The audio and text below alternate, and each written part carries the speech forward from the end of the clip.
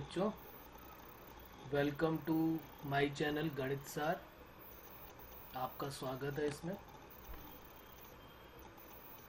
आज मैं कुछ ट्रिग्नोमेट्रिक इक्वेशन का एक्स्ट्रा डोज लेके आया हूँ आपके लिए। टॉपिक तो हमने कंप्लीट कर दिया है, तो यहाँ पर लिख लेते हैं एक्स्ट्रा डोज।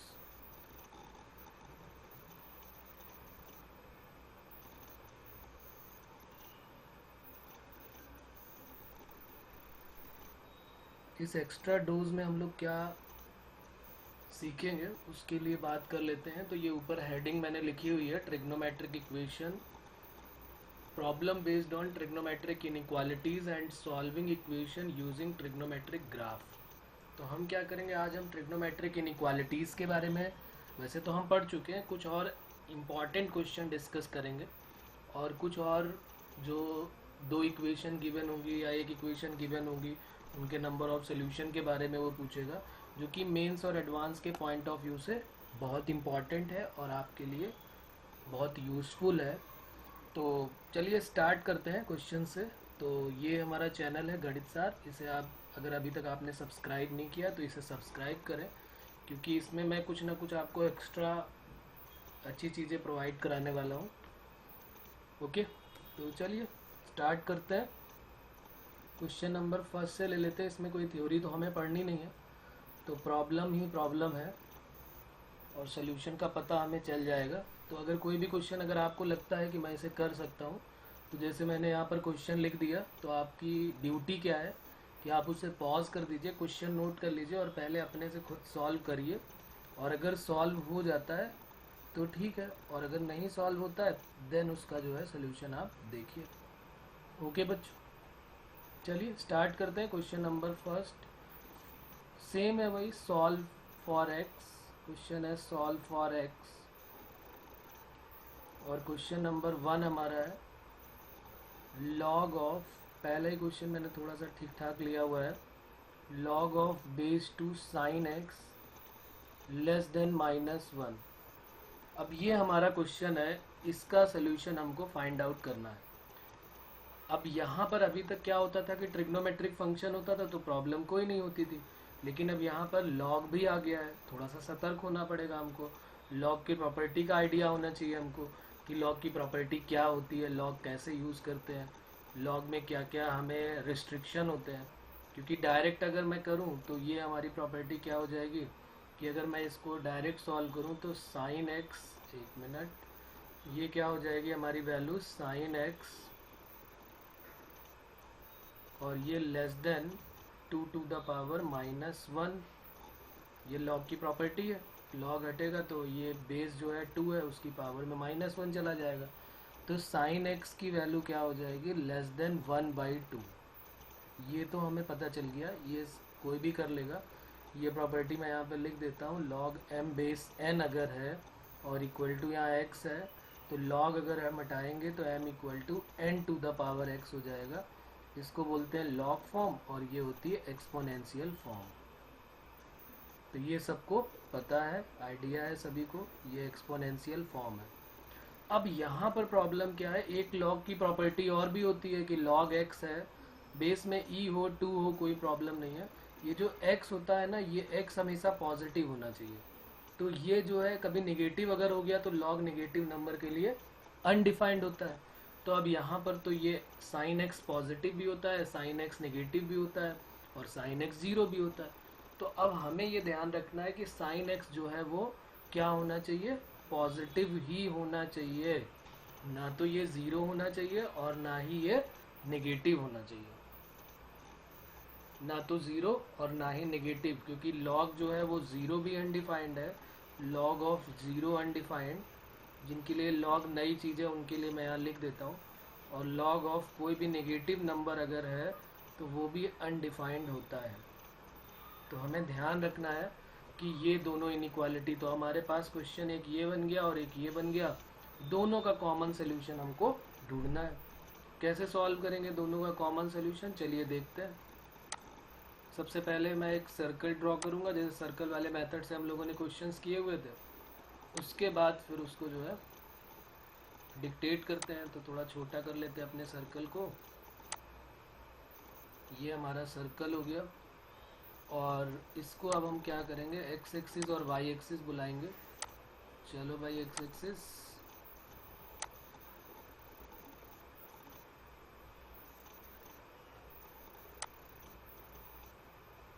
ये आ गया हमारा एक्स एक्सिस, और फिर दूसरा वाई एक्सिस बुला लेते हैं।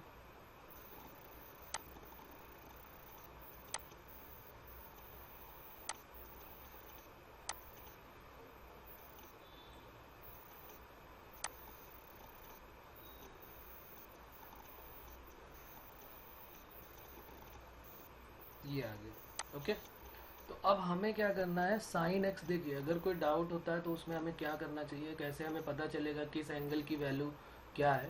तो साइन एक्स की वैल्यू जैसे 1/2 है हमारे पास, तो साइन एक्स की वैल्यू 1/2। पहले इनइक्वालिटी को हम इक्वालिटी में ब्रेक करते हैं। क्या मेथड क्या होता है, सबसे पहले हम साइन एक्स की वैल्यू जैसे लेस देन 1/2 है, तो पहले हमें सोल्यूशन निकालने के लिए हमें इक्वालिटी में लेट कर लेना चाहिए कि साइन एक्स की वैल्यू 1/2 कहाँ कहाँ पर होती है। तो ये हमको आइडिया बड़े आराम से हो जाएगा कि साइन एक्स की वैल्यू पहली बात तो 30 डिग्री पे होती है, तो पाई/6। और दूसरा अगर हम क्वाड्रेंट में देखेंगे तो इन्हीं दोनों क्वाड्रेंट में रहना है हमको। तो यहाँ पर पाई/6 है, तो यहाँ पर क्या होता है, पाई माइनस पाई/6।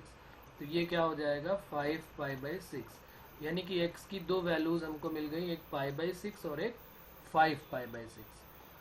तो यहाँ पर हम इसको ज़रा ड्रॉ कर लेते हैं। एक हमारा ये हो जाएगा पाई/6 के लिए, ये एंगल जो हमारा हो जाएगा वो पाई/6 के लिए, और एक इधर वाला जो एंगल है वो ये कुछ इस टाइप से बन जाएगा।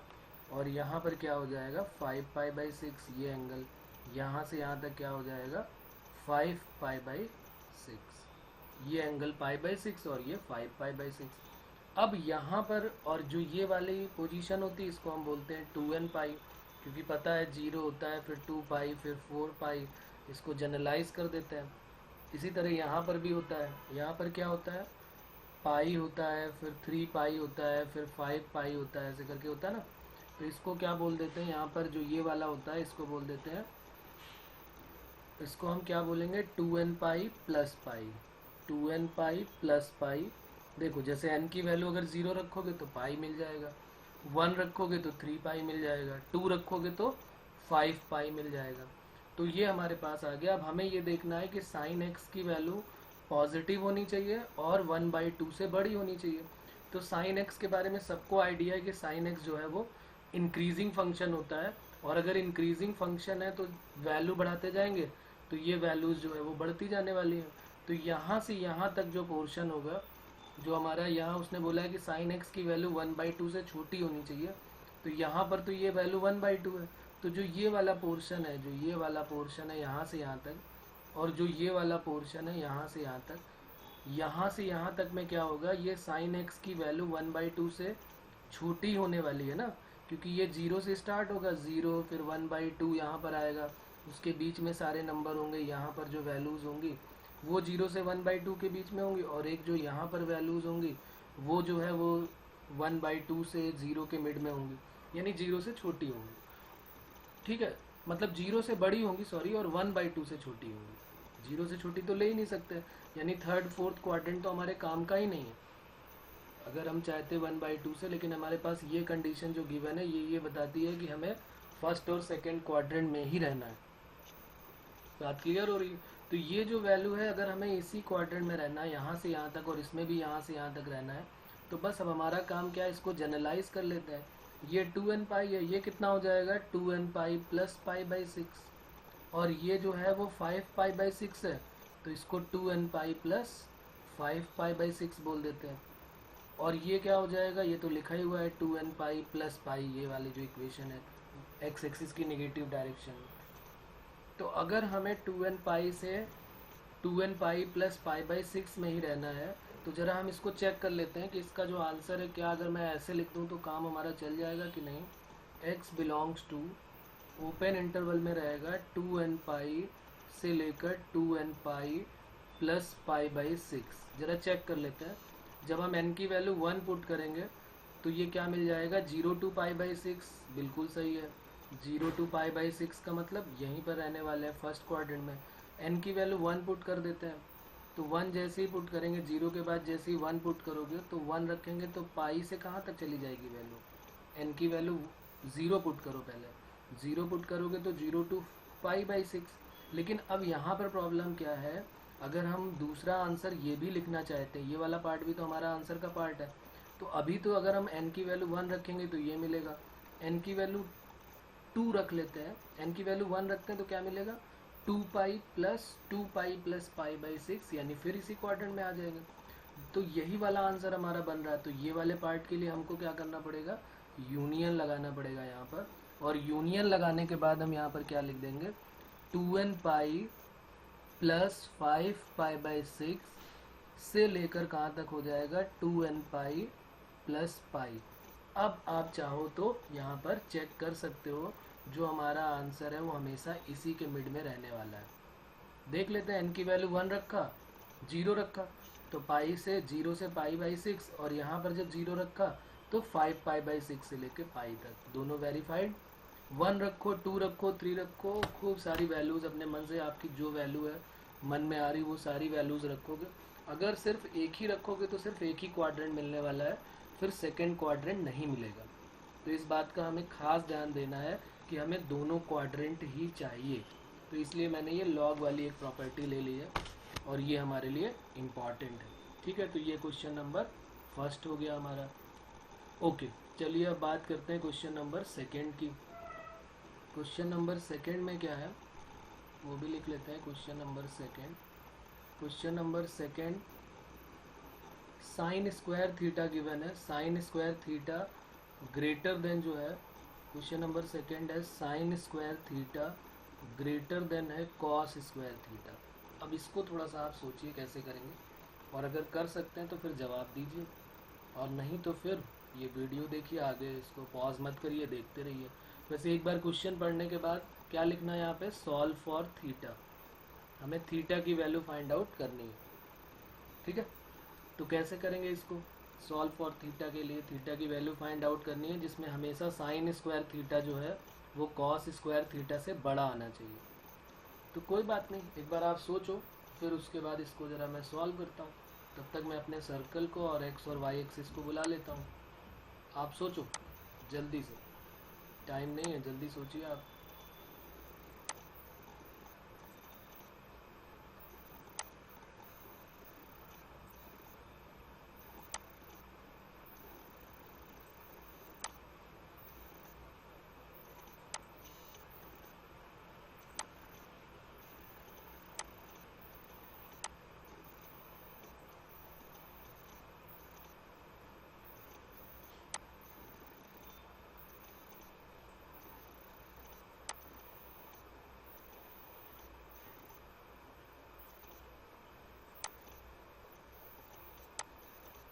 आया आंसर किसी के दिमाग में, क्या होना चाहिए, कुछ समझ में आया क्या आंसर होना चाहिए? नहीं, चलिए कोई बात नहीं, नहीं समझ में आया तो कोई बात नहीं, फिर तो स्टार्ट करते हैं हम लोग। ओह माय गॉड, ये लोग बहुत परेशान करते हैं भाई। भाई एक्सिस आ जाओ, इतना भी क्या परेशान करना।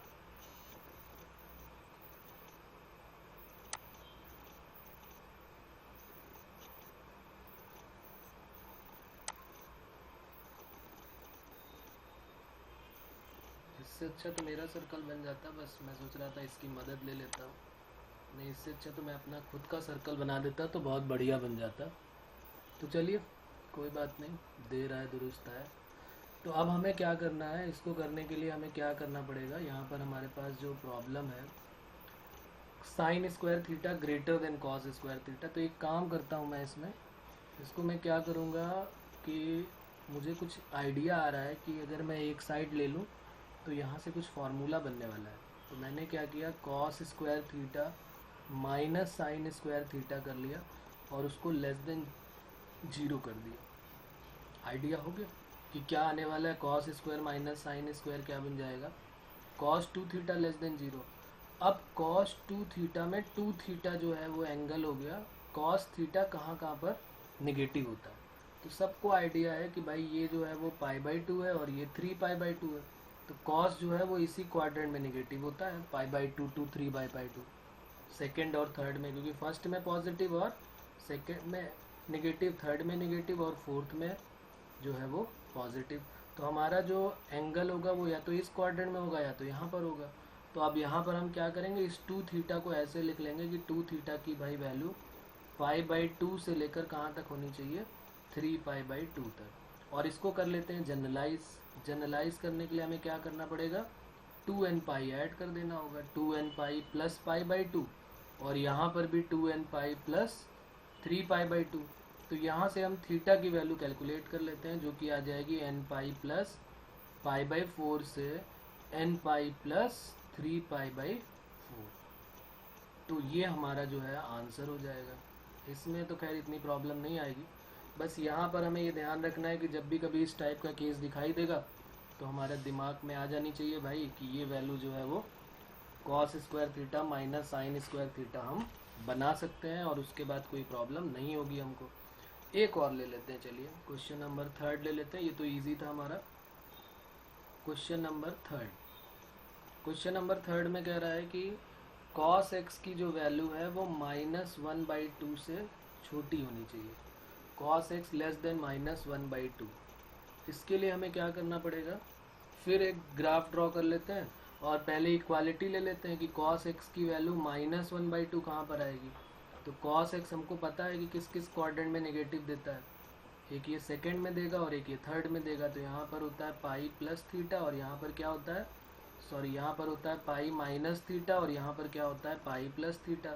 तो पहले पॉजिटिव ले लेंगे तो 1/2 cos 60 की वैल्यू होती है, cos 60 तो पाई माइनस π/3, तो x की वैल्यू पाई माइनस π/3 2π/3 और पाई प्लस π/3 यानी कि 4π/3। ये तो सबको निकालना आता ही है, इसको तो मुझे बताने की ज़रूरत नहीं है। अब हम क्या करेंगे, इसके बाद थोड़ा सा पेज अप कर लेते हैं। अब यहाँ पर हम क्या करेंगे, इसके बाद हम cos x की वैल्यू 2π/3 और 4π/3 के मिड में अगर होती है तो नेगेटिव आएगा, कि उसके आगे पीछे होगी तब नेगेटिव आएगा। तो cos x जो होता है वो एक डिक्रीजिंग फंक्शन होता है, एंगल बढ़ता जाता है तो वैल्यू जो है वो क्या होती है, कम होती जाती है। cos x में पता है हमको cos 0 की वैल्यू 1 होती है और ऐसे ही वैल्यू बढ़ाते जाओगे और cos 90 की वैल्यू क्या हो जाती है, 0 हो जाती है। तो इसमें ज़्यादा परेशान होने की ज़रूरत नहीं है, हम सीधे इसका अगर हम रफ डायग्राम ही बना दें तो कुछ इस टाइप से जाएगा।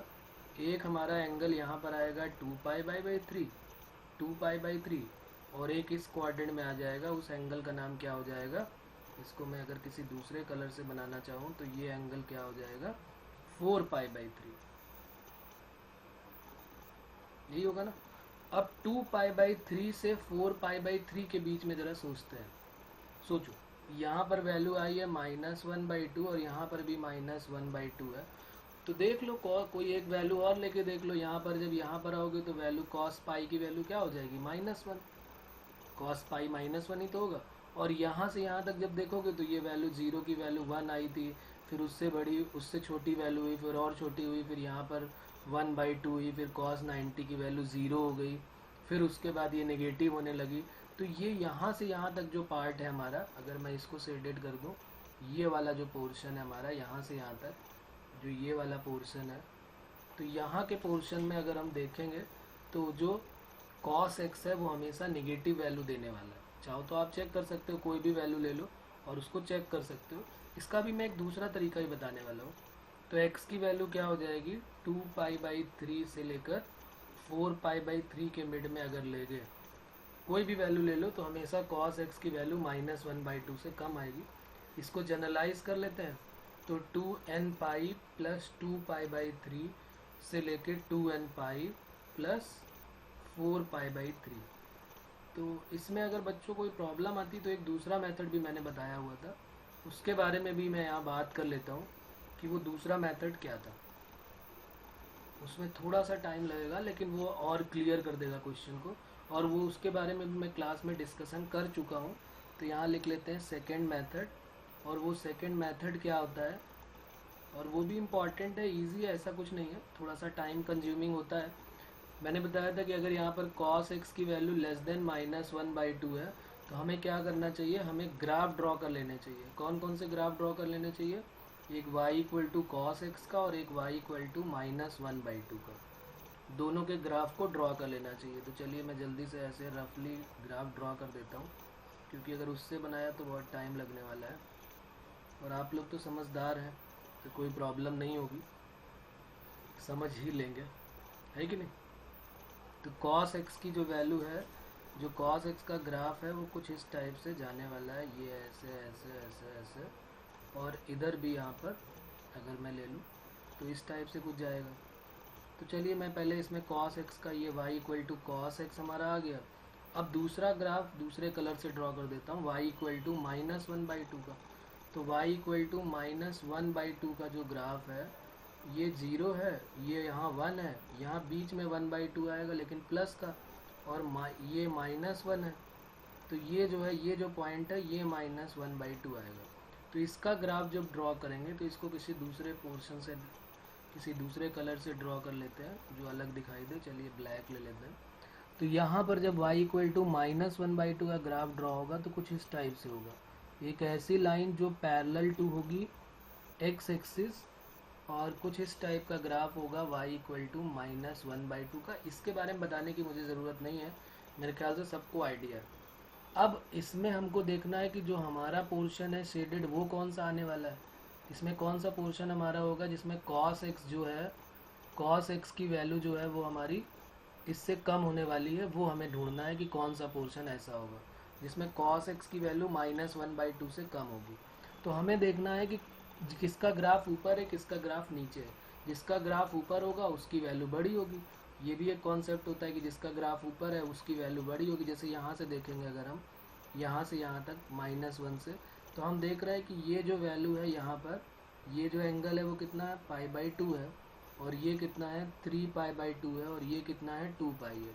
और जहाँ जहाँ पर इसने कट किया है वो वाले एंगल का नाम क्या है, इस वाले एंगल का नाम है कितना, अभी निकाला था हम लोगों ने, ये है 2π/3, और यहीं पर जो इसने कट किया है वो है 4π/3। और 2π/3 से 4π/3 के बीच में देखेंगे तो इसका जो वैल्यू है वो -1/2 है, जबकि ये जो ये वाला कर्व है जो पर्पल कलर से नीचे वाला पोर्शन, इसको मैं शेडेड कर देता हूँ तो ज़्यादा बात क्लियर होगी। जैसे ये वाला जो पोर्शन है हमारा, इसको दूसरे किसी कलर से शेडेड कर देता हूँ, जैसे मान लीजिए इसी से रेड से कर देता हूँ। तो ये वाला जो पोर्शन है, ये वाला पोर्शन, ये y इक्वल टू -1/2 के नीचे लाई कर रहा है। अगर ये y इक्वल टू -1/2 के नीचे लाई कर रहा है तो इसका मतलब है कि इसकी वैल्यू जो होगी वो -1 से -1/2 के बीच में होगी। कोई भी वैल्यू देख लो, चेक कर लो, कोई भी वैल्यू चेक कर लो, ये हमेशा -1/2 से छोटी वैल्यू देगा। तो cos x जो है वो -1/2 से छोटा कब देने वाला है, जब x की वैल्यू 2π/3 से 4π/3 के बीच में होगी। अगर उससे छोटी हुई तो देखो ऊपर आ जाएगा, cos x का ग्राफ ऊपर है, 1/2 नीचे है, -1/2। तो इसका मतलब अगर 0 से 2π/3 की बात करोगे तो हमेशा cos x बड़ा आएगा। तो अगर क्वेश्चन होता है cos x ग्रेटर देन -1/2 तो फिर हम ले लेते हैं आंसर 0 to 2π/3, और 4π/3 टू आगे जितना भी 2π जहाँ तक भी ले लेते हैं। लेकिन यहाँ पर क्या प्रॉब्लम है, जैसे 2π तक दिख रहा है, लेकिन यहाँ पर क्या है, cos x की वैल्यू -1/2 से कम होनी चाहिए। तो ये जो रेड वाला पोर्शन जो ज़्यादा डार्क कर दिया मैंने, यही वाला हमारा आंसर हो जाएगा। और वही आंसर देखो यहाँ पे लिखा हुआ है ऊपर, ये दिख रहा है सभी को, तो इसीलिए उसको हम डायरेक्ट समझ के लिख लेते हैं। लेकिन अगर मान लीजिए हमको प्रॉब्लम आती है तो हम ऐसे भी लिख सकते हैं, नो प्रॉब्लम, कि x की वैल्यू 2π/3 से लेकर 4π/3 के मिड में होगी। और जनरलाइज करने के लिए मैंने बोला था कि क्या ऐड करते हैं, जनरलाइज करने के लिए मैंने बोला था कि n इंटू टी ऐड कर देते हैं। n तो इंटीजर है, t जो है वो क्या होता था, period of function, trigonometric function. और ये जो ट्रिग्नोमेट्रिक फंक्शन है ये cos x है, और पीरियड ऑफ cos x क्या होता है, 2π। तो इसलिए यहाँ पर 2nπ ऐड कर देते हैं जनरलाइज करने के लिए। तो ये मैंने यहाँ पर 2nπ ऐड कर दिया। तो इससे भी समझ सकते हैं आप, ऐसी कोई प्रॉब्लम नहीं है। ओके, बात क्लियर हो रही है सभी को। तो चलिए ये वाला क्वेश्चन भी हमारा हो गया। अब आ जाते हैं एक और क्वेश्चन में, जो हमारा नेक्स्ट क्वेश्चन है उसको लिख लेते हैं। क्वेश्चन नंबर कौन सा था, ये क्वेश्चन नंबर 3। फर्स्ट सेकंड हो चुके हैं, ये 3rd था। अब हम करते हैं क्वेश्चन नंबर 4। क्वेश्चन नंबर 4 लिख लेते हैं। क्या है हमारा क्वेश्चन नंबर 4?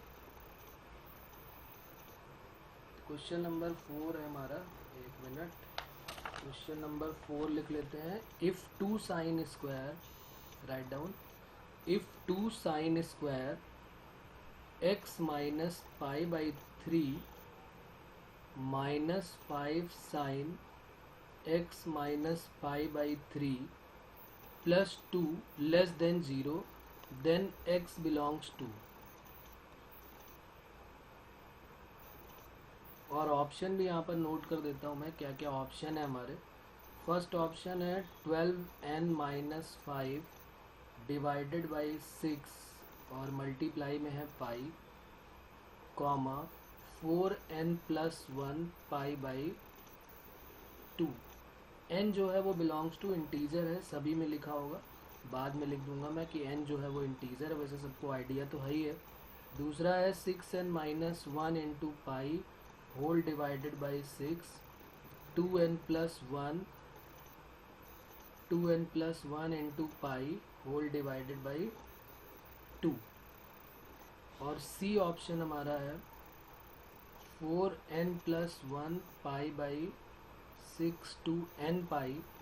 और डी ऑप्शन हमारा है 4n plus 1 pi by 2 to 12n plus 7 pi by 6। और n बिलोंग्स टू इंटीजर है, z बोलो या i बोलो, बात एक ही है। अब इसको हमें सॉल्व करना है, ये हमारी इक्वेशन है। चलिए, अगर आपको आता है तो इसको पॉज कर दीजिए और उसके बाद मेरी आवाज़ बंद हो जाएगी। ये तो अभी आपके हाथ में हो गया, मेरी आवाज़ को चालू करना और बंद करना। क्लास में तो प्रॉब्लम होती थी, लेकिन यहाँ पर तो कोई टेंशन ही नहीं है, जब चाहो तब सर को चुप करा दो, पॉज कर दो। तो ठीक है, ये तो मैं ऐसे ही बोल रहा हूँ। आप पॉज करके पहले एक बार अपना सोल्यूशन निकालें और फिर देखें कि जो यहाँ पर आंसर आ रहा है वो क्या आपका आंसर जो है वो दोनों ट्रू है कि नहीं है। ओके, तो चलिए देखते हैं, इसको मैं सॉल्व करना स्टार्ट करता हूँ। सबसे पहले एक काम करता हूँ कि x माइनस पाई बाई 3 कुछ ज़्यादा बड़ा लग रहा है देखने में, इसको y या इसको थीटा कुछ भी लेट कर सकते हैं।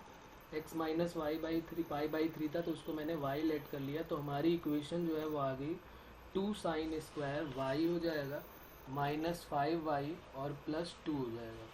2 साइन स्क्वायर y लिख लेते हैं इसको साथ में, 2 sine square y minus 5y plus 2 less than 0, ये आने वाला है। अब यहाँ पर हम, अच्छा 2 साइन स्क्वायर, इसको y माना है मैंने, एक मिनट, ये जो है थोड़ा सा गड़बड़ हो गया यहाँ पे। 2 sine square y minus 5 sine y, ऐसे लिखेंगे ना। सिर्फ y कैसे आ जाएगा, यहाँ भी तो साइन का टर्म है, ये साइन है और ये साइन है। तो अब हमें साफ साफ दिख रहा है कि एक साइन में क्वाड्रेटिक बन गई है। 2 2 जा 4, 4 के ऐसे फैक्टर करने हैं कि 5 आ जाए, तो 4 1 जा 4, 4 और 1 5 हो जाएगा। तो 2 sine square y minus 4 sine y minus sine y plus 2 less than 0। यहाँ से मैंने 2 साइन y कॉमन ले लिया तो आ जाएगा साइन y माइनस 2, और माइनस 1 कॉमन ले लिया तो sine y minus 2 less than 0। तो यहाँ से आगे value sine y minus 2 and 2 sine y minus 1 less than 0। यहाँ तक हमें कोई प्रॉब्लम नहीं है। तो अब हमें समझ में आ गया कि भाई साइन y की वैल्यू जो है वो निगेटिव हमें लेनी है। वैसे तो 2 तो पॉसिबल ही नहीं है, लेकिन फिर भी चलिए मैं यहाँ पे लिख देता हूँ, उन्होंने दिया हुआ है तो ये ऐसे लिख लेते हैं। ये 2 है और यहाँ 1/2 है, प्लस माइनस प्लस लेंगे तो निगेटिव वैल्यू चाहिए। तो साइन y की जो वैल्यू है वो, साइन y की वैल्यू जो है वो 1/2 से लेके 2 के बीच में होनी चाहिए। इक्वालिटी तो है नहीं, इनइक्वालिटी। और ये तो नॉनसेंस वाली बात है कि साइन y की वैल्यू 2 से कम होनी चाहिए, क्योंकि ये तो दुनिया को ही पता है, सबको पता है, आपको भी पता है कि 2 से कम क्या, ये तो लेस देन और इक्वल टू 1 होगा। तो इसको यहाँ पर एक इम्पॉर्टेंट स्टेप ये हो गई कि हमें लेस देन 2 ना लिख के हमें क्या लिख देना है, लेस देन और इक्वल टू 1। अब यहाँ पर इसके बाद क्वेश्चन में कोई दम नहीं रह गया। ये हमारा क्वेश्चन वो वाला हो गया जो हम पहले कर चुके हैं कि साइन y की वैल्यू 1/2 से बड़ी कब होने वाली है। तो साइन y की वैल्यू 1/2 से बड़ी, 1 से तो छोटी होनी है। 1/2 से बड़ा साइन कब देगा, तो ये बहुत ईजी सा काम है। सबको पता है कि साइन वाई को पहले इक्वेट कर लो, पहले इक्वल में ले लो, साइन वाई इक्वल टू 1/2 कब देने वाला है, बहुत बार कर चुके हैं। तो ये हमें पता है कि ये एक 30 डिग्री पे देता है और एक पाई माइनस पाई/6 यानी 5 पाई/6 पे देता है। तो इसका मतलब साइन वाई में जो है वो वाई की वैल्यू जो है वो साइन वाई की वैल्यू वो पाई/6 से 5 पाई/6 के मिड में होनी चाहिए।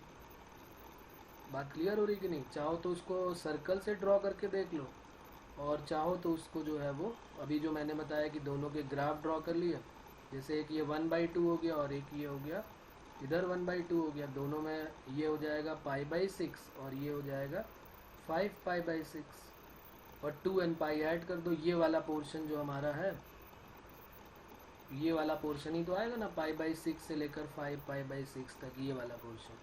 और चाहो तो उसको अपने स्टाइल से कर सकते हो, जैसे मैंने पहले बताया था कि साइन एक्स का ग्राफ ड्रॉ किया, 1/2 का ग्राफ ड्रॉ किया। चलिए वो भी यहाँ पे दिखा देता हूँ मैं आपको, अगर आइडिया नहीं हो रहा तो।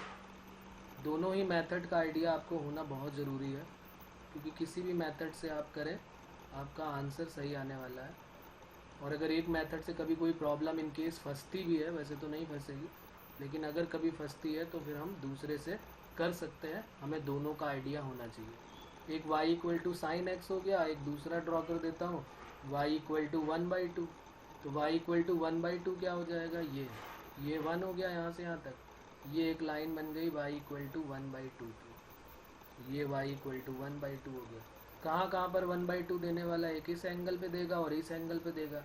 तो इस एंगल की वैल्यू यहाँ लिख देता हूँ, ये है पाई/6, और इस एंगल की वैल्यू को मैं यहाँ लिख देता हूँ, ये है 5 पाई/6।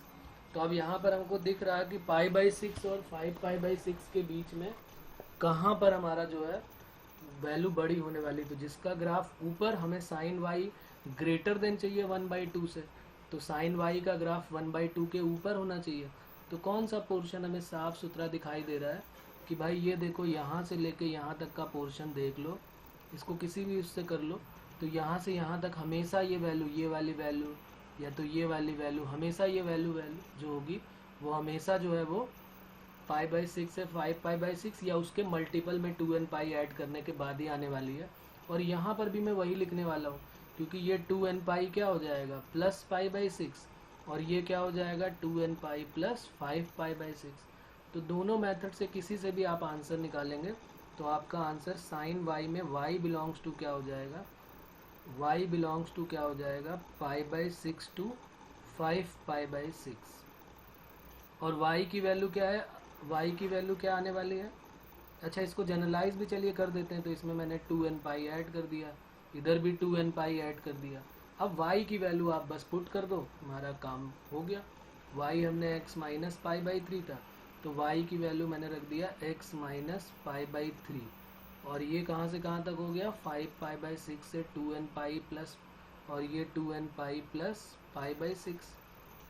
तो x का आंसर तो हमें x का देना था, तो 2n पाई प्लस पाई/6 प्लस पाई/3 से लेकर 2n पाई प्लस 5 पाई/6 प्लस पाई/3। तो आंसर, फाइनल आंसर हमारा क्या हो जाएगा 2n पाई प्लस पाई/2 से लेकर 2n पाई प्लस, इसको अगर मैं सॉल्व करना चाहूँ तो 2 पाई और 5 पाई मिलके हो जाएगा 7 पाई/6। अब ऑप्शन अभी इसको इस तरीके से नहीं दिए हुए हैं, तो यहाँ एलसीएम ले लेते हैं। 4n प्लस 1 पाई/2 से लेकर x की वैल्यू, ये कितना हो जाएगा 12 pi plus 12n plus, sorry यहाँ पर क्या हो जाएगा, पाई तो कॉमन आ जाएगा, 12n प्लस 7 इंटू पाई/6। ये हमारी वैल्यू आने वाली है 2n पाई प्लस पाई/2, और इसको एलसीएम लेंगे तो ये बन गया। अब देख लेते हैं कौन सा ऑप्शन हमारा करेक्ट है। तो 4n प्लस 1 पाई/2 से लेकर 12n प्लस 7 पाई/6 तक, तो ये हमारा डी ऑप्शन साफ सुथरा दिख रहा है ना, 12n प्लस 7 से लेकर पाई/6 तक। तो हमारा ये आंसर आ गया। तो उम्मीद है कि आपको ये सारी चीज़ें क्लियर हो रही होंगी। हम लोगों ने उस समय थोड़े कम क्वेश्चन किए हुए थे, इसलिए मैंने इसको किया हुआ है दोबारा। और ये कुछ स्पेशल टाइप के क्वेश्चन है जिनका आइडिया हमें बहुत अच्छे से होना चाहिए कि हमें करना कैसे है, किस तरीके से सॉल्व करना है और आंसर में गलत नहीं होना चाहिए। और ये इम्पॉर्टेंट है, मेंस और एडवांस के लिए मोस्ट इम्पॉर्टेंट कॉन्सेप्चुअल क्वेश्चन है, जिनका आइडिया बहुत अच्छे से होना चाहिए, हमको गलतियाँ नहीं होनी चाहिए। तो ये हमारा क्वेश्चन नंबर कौन सा हो गया, 4। चलिए अब कर लेते हैं क्वेश्चन नंबर 5। क्वेश्चन नंबर 5 क्या है वो देख लेते हैं। क्वेश्चन नंबर 5 में बोला गया है, क्वेश्चन नोट कर लेते हैं। क्वेश्चन नंबर 5 क्या है हमारा, the equation, if the equation, किसी दूसरे कलर से कर लेते हैं इसको, चलिए रेड ले लेता हूँ। If the equation x square plus 2x plus 2 plus e to the power alpha minus 2 sine beta equal to 0 has real solution, then A option में बोल रहा है alpha beta belongs to real number. B option, अच्छा यहाँ पर लिख लेते हैं डी इज़ करेक्ट, डी जो है हमारा करेक्ट हो गया डी। हाँ, दूसरा ऑप्शन है alpha belongs to 0 to 1 comma beta belongs to π/6 to π/2, ये हो गया। सी ऑप्शन में कह रहा है alpha belongs to -∞ to 0 and beta belongs to 2n pi plus π/6 to 2n pi plus 5 π/6। और डी ऑप्शन इसी तरीके से कह रहा है अल्फा बिलोंग्स टू -∞ to 0 और यूनियन, यहाँ पर यूनियन नहीं comma beta belongs to 2n pi minus π/6। बस इतना ही गिवन है।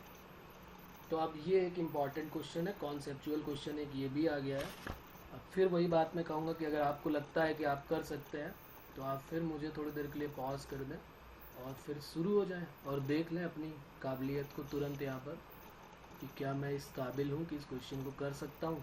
और अगर नहीं है तो हम तो सीखने के लिए बैठे हुए हैं, तो कोई प्रॉब्लम नहीं, सीखते हैं साथ में।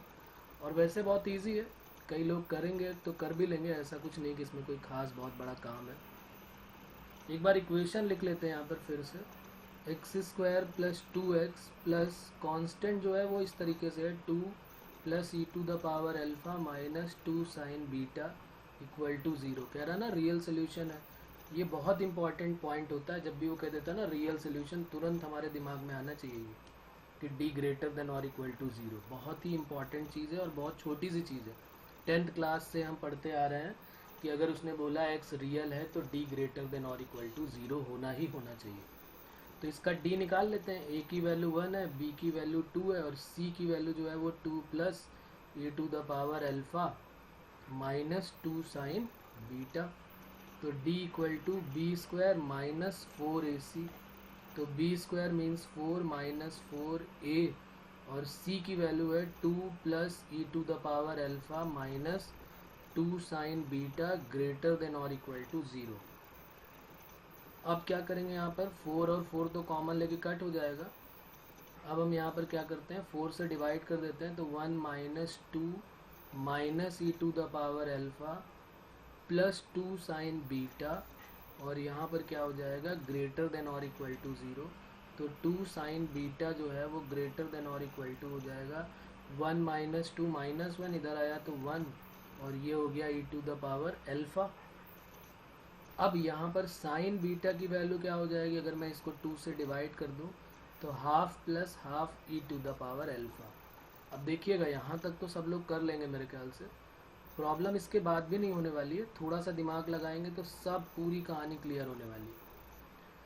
थोड़ा सा साइन बीटा के बारे में सोचना है और थोड़ा सा ई की पावर अल्फा के बारे में सोचना है, क्योंकि ये जो है ई की पावर अल्फा जो है वो हमेशा पॉजिटिव वैल्यू देता है, ये हमेशा इंक्रीजिंग फंक्शन होता है। कई बार बता चुके हैं पहले भी कि ये एक इंक्रीजिंग फंक्शन है, हमेशा इसकी वैल्यू जो है वो इंक्रीज़ करती है। कभी भी ये एक्सपोनेंशियली इंक्रीज़ होता है ना, जैसे बोलते हैं कि इनकी तो भाई बहुत ज़्यादा ग्रोथ हो रही है, एक्सपोनेंशियली इंक्रीज़ कर रहे हैं। इसका ग्राफ कुछ इस टाइप से जाता है, ये हमेशा बढ़ता ही जाएगा, ठीक है ना। एक 0 पे जो है वो 1 देता है और उसके बाद बढ़ता ही रहेगा। हाँ, ये ज़रूरी है कि अगर हम निगेटिव वैल्यू लेंगे तो वो हमेशा जीरो की तरफ ट्रेंड होता जाएगा और फिर माइनस इन्फिनिटी तक चला जाएगा। लेकिन यहाँ पर ये एक्स की वैल्यू अगर हम माइनस का रखते जाएंगे, माइनस का, तो छोटा होता जाएगा। लेकिन जैसे ही पॉजिटिव वैल्यू रखेंगे वैल्यू बहुत बढ़ती जाएगी। और ई की अप्रॉक्सीमेट वैल्यू जो होती है वो 2.7 समथिंग होती है, सबको पता है। तो अब यहाँ पर आप बताओ क्या करना चाहिए, अल्फ़ा की वैल्यू क्या होनी चाहिए और बीटा की वैल्यू क्या होनी चाहिए। ये हमें इसी लाइन को देख के ही आइडिया हो गया। इसके बाद अब कुछ सोल्यूशन काम नहीं आने वाला हमारा। अगर मैंने अल्फ़ा की वैल्यू सपोज़ करो 0 ले लिया, अल्फ़ा की वैल्यू सपोज़ करिए कि 0 ले लिया, तो अल्फ़ा 0 लिया तो e⁻0 तो 1 हो गया, तो 1/2 प्लस 1/2, 1/2 प्लस 1/2, तो साइन बीटा की वैल्यू हमेशा 1 से बड़ी। क्या ऐसा पॉसिबल है कि 1 से बड़ी हो जाए? हाँ, लेकिन ये तो ज़रूरी है ना कि ग्रेटर देन और इक्वल टू है। तो ग्रेटर देन और इक्वल टू का मतलब होता है दोनों में कोई एक। ग्रेटर देन और इक्वल टू, तो इक्वल टू तो हो रही, तो इसका मतलब अल्फ़ा की वैल्यू 0 ले सकते हैं। अब अल्फ़ा की वैल्यू अगर हमने 1 2 3 4 ले लिया, चलिए अल्फ़ा की वैल्यू जब मैंने 0 लिया तो साइन बीटा जो है वो ग्रेटर देन और इक्वल टू 1/1 हो गया। तो ये तो ट्रू है क्योंकि साइन बीटा ग्रेटर देन नहीं तो लेकिन इक्वल टू 1 तो आएगा। लेकिन जैसे ही मैंने कोई अल्फ़ा की पॉजिटिव वैल्यू ले ली, जैसे कोई पॉजिटिव वैल्यू लूँगा तो ई की वैल्यू पॉजिटिव हो जाएगी। ई की वैल्यू 2.7/2 करेंगे जो कि 1 पॉइंट समथिंग आएगी और फिर 1/2 ऐड करेंगे तो ये तो वैल्यू जो है वो साइन बीटा की वैल्यू ये 1 से ज़्यादा बड़ी आने लगेगी अगर इन दोनों को सॉल्व करेंगे तो इसका मतलब पॉजिटिव वैल्यू चाहे 1 2 3 4 ये तो पॉसिबल ही नहीं होने वाली। हमें अल्फ़ा को क्या लेना पड़ेगा, निगेटिव। निगेटिव लेंगे तो ई की पावर -1 1/e, ई की पावर -2 1/e² हो जाएगा, यानी ये वैल्यू बहुत छोटी होती जाएंगी। तो इन सब कहानियों से हमको ये पता चलेगा कि भाई अल्फ़ा जो है देन यहाँ पर ऐसे करके लिख लेंगे, देन अल्फ़ा जो है वो हमेशा निगेटिव नंबर होना चाहिए। अल्फ़ा बिलोंग्स टू, अल्फ़ा जो है वो निगेटिव होना चाहिए या तो 0 होना चाहिए। तो अल्फ़ा बिलोंग्स टू -∞ टू 0। तो एक आइडिया तो हमें अल्फ़ा के बारे में हो गया। अब अल्फ़ा के बारे में हो गया तो इसी से देख के हम -∞ टू 0 आ गया। लेकिन यहाँ पर -∞ टू 0 2 ऑप्शन है और बीटा की वैल्यू भी हमें चेक करनी पड़ेगी। इतनी आसानी से तो वो छोड़ने वाला नहीं हमको। तो चलिए बीटा के बारे में बात करते हैं। जब अल्फ़ा की वैल्यू निगेटिव हो गई या 0 हो गई तो साइन बीटा की वैल्यू 1/2 से बड़ी होगी। तो साइन बीटा की वैल्यू 1/2 से बड़ी कहाँ तक जाएगी, देन यहाँ पर एंड करके लिख सकते हैं साइन बीटा जो है वो 1/2 से तो बड़ा होना चाहिए, लेकिन किससे छोटा होना चाहिए, 1 से। क्योंकि 1 से छोटा नहीं होगा तो फिर आगे निकल जाएगा और वो फिर प्रॉब्लम क्रिएट करेगा। तो ये क्वेश्चन तो बहुत बार हम कर चुके हैं, ये घूम घूम के हमारे पास आ रहा है। याद है ना, अभी हम लोगों ने ऊपर भी किया था कि साइन बीटा की वैल्यू 1/2 से बड़ी कहाँ पर आने वाली है। यह भी हमने किया था ना, साइन बीटा ग्रेटर देन 1/2, ऐसे ही कुछ था।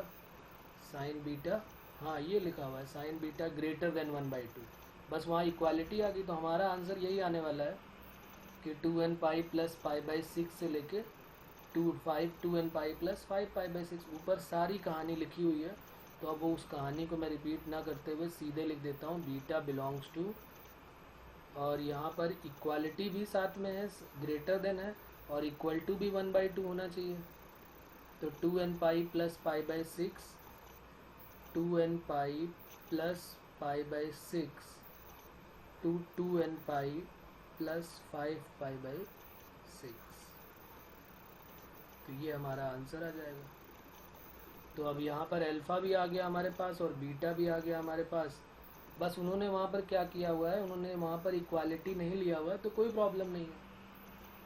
अगर कोई इंटरवल 2 to 3 क्लोज्ड इंटरवल में लाई कर रहा है तो 2 to 3 ओपन इंटरवल में भी लाई करेगा। ऐसा तो है नहीं कि वो नहीं लाई करने वाला है। बात क्लियर हो रही है? तो इसलिए जो है हमारा आंसर जो है वो कौन सा ऑप्शन सही हो जाएगा, ऑप्शन सी। तो यहाँ लिख देते हैं ऑप्शन सी इज करेक्ट।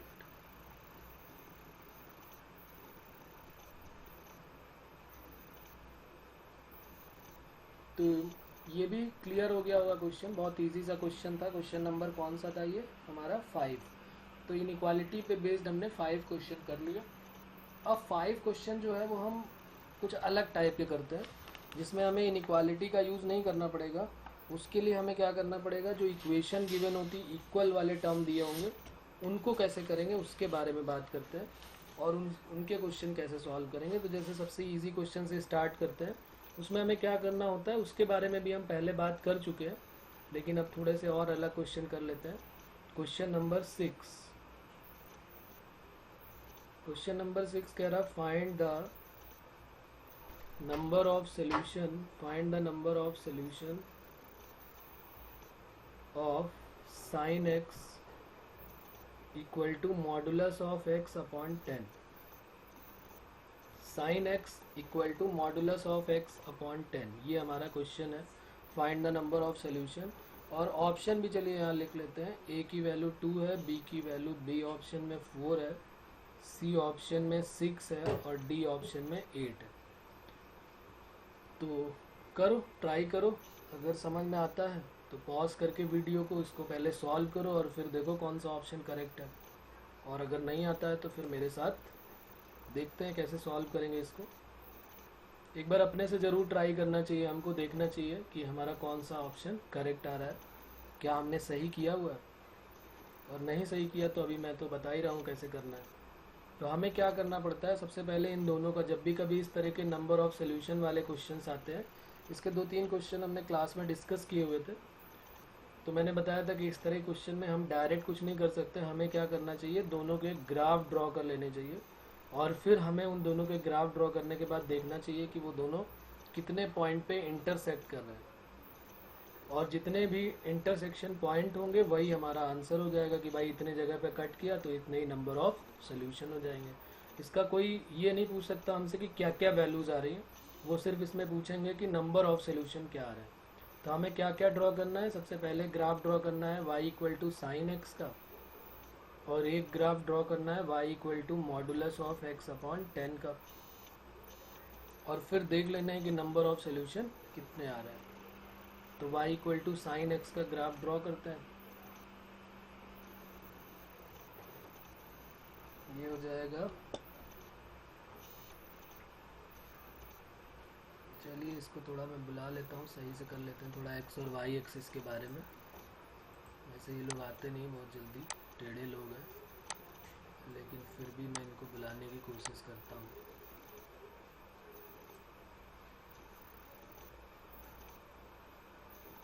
ये हो गया हमारा साइन एक्स के लिए x एक्सिस, और अब बुला लेते हैं y एक्सिस को।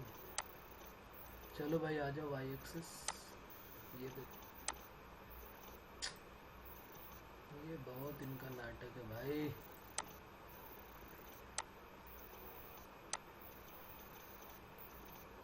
चलो अब तो बेटा पकड़ में आ गए हो तुम, छूटने नहीं दूंगा तुम्हें, मैं छोड़ूंगा नहीं। ये आ गया हमारा y एक्सिस, ओके।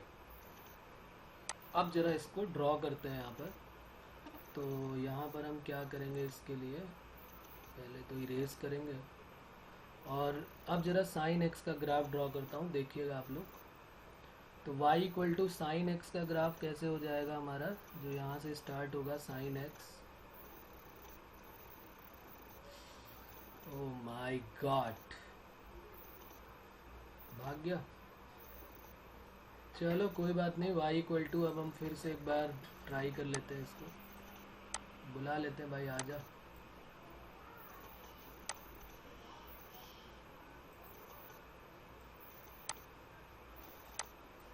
अरे अरे हैंग कर गया लग रहा है ये तो।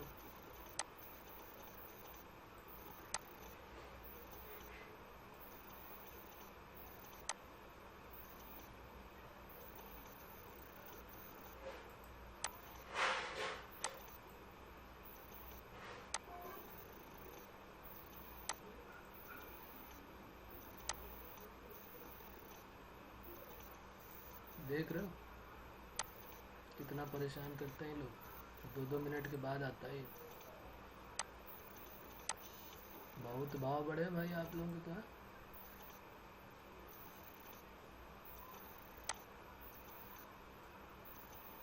तो आजा आजा आजा आजा आजा, आ गया। चलो भाई अब मत जाना भाई छोड़ के, बहुत जल्दी में चले जाते हो तुम तो है।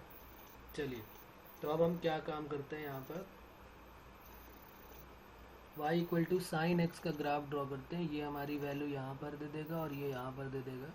साइन एक्स का ग्राफ जब ड्रॉ करेंगे तो कुछ इस टाइप से साइन एक्स का ग्राफ चलने वाला है ये, ठीक है। और इसी तरह यहाँ पर माइनस में आ जाएगा ऐसे।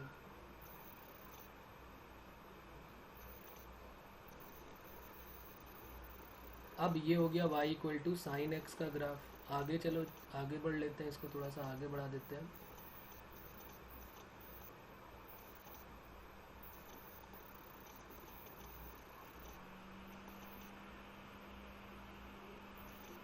ठीक है, तो अब यहाँ पर हम देखते हैं कि y equal to sine x तो आ गया। अब जरा मॉड एक्स का देखते हैं कि मॉड एक्स कहाँ कहाँ पर जाने वाला है। इसको थोड़ा और बढ़ा देते हैं।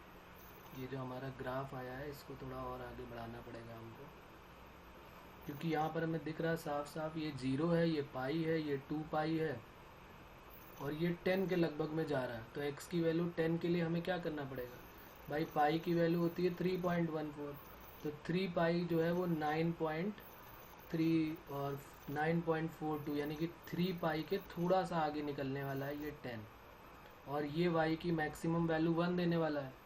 तो जब हम x की वैल्यू 10 पुट करेंगे, जब यहाँ पर x की वैल्यू 10 पुट करेंगे तो ये y की वैल्यू क्या देने वाला है, 1। देखो ना यहाँ पे x की वैल्यू अगर मैं 10 पुट करूँगा तो y इक्वल टू क्या आएगा, 1। तो ये यहाँ पर x की वैल्यू 10 पे y की वैल्यू 1 देने वाला है। तो कहीं यहाँ पर ये अगर मैंने इसको 1 लिया हुआ है, ये कुछ इस टाइप से है और ये भी है यहाँ पर, तो ये अगर उसने ये यहाँ पर आ जाएगा तो इसके कोऑर्डिनेट हो जाएंगे 10,1।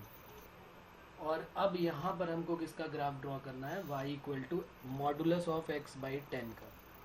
और हमें देखने की नंबर, और अच्छा एक बात और इसमें खासियत है कि इन्होंने ये नहीं पूछा है कि जो है वो कितनी जगह पे जाने वाला है और कितना हमारे पास होगा और कितने x की वैल्यू उस पर लेना है।